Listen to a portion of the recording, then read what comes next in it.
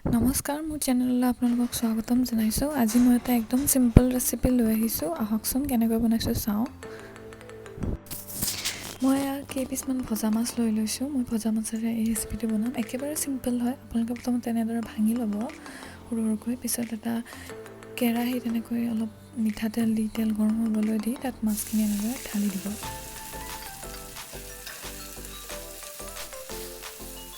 মাছখিনি ভালদৰে এনেকৈ ভাজি ল'ব তেলত। অলপমান ভাজিলেই হ'ল, যিহেতু অলৰেডি ভাজা মাছেই হয়।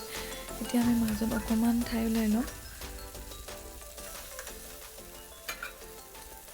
অলপ মিঠাতেল ঢালি দিম তাত, যিহেতু আগতে মিঠাতেল দিছিলোঁ, গতিকে এতিয়া অলপমানে দিব।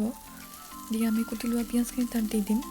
পিঁয়াজখিনি অলপ কেঁচাই থাকোঁতেই গোটেই মাছখিনিৰ লগত লৰাই দিব লাগিব, তেতিয়া খাবলৈ অলপ সোৱাদ হয় বেছিকৈ। এনেদৰে লৰাই ল'ব গোটেইখিনি।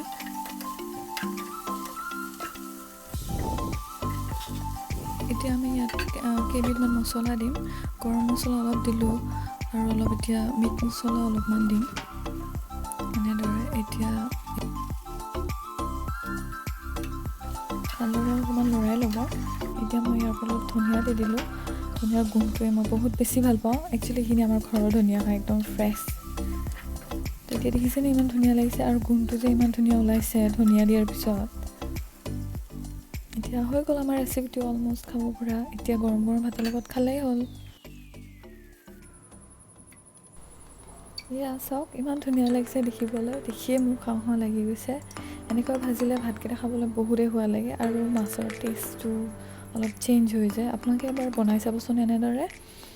আৰু মোৰ চেনেলটো ছাবস্ক্ৰাইব কৰিবলৈ নাপাহৰিব। থেংক ইউ ফৰ ৱাচিং।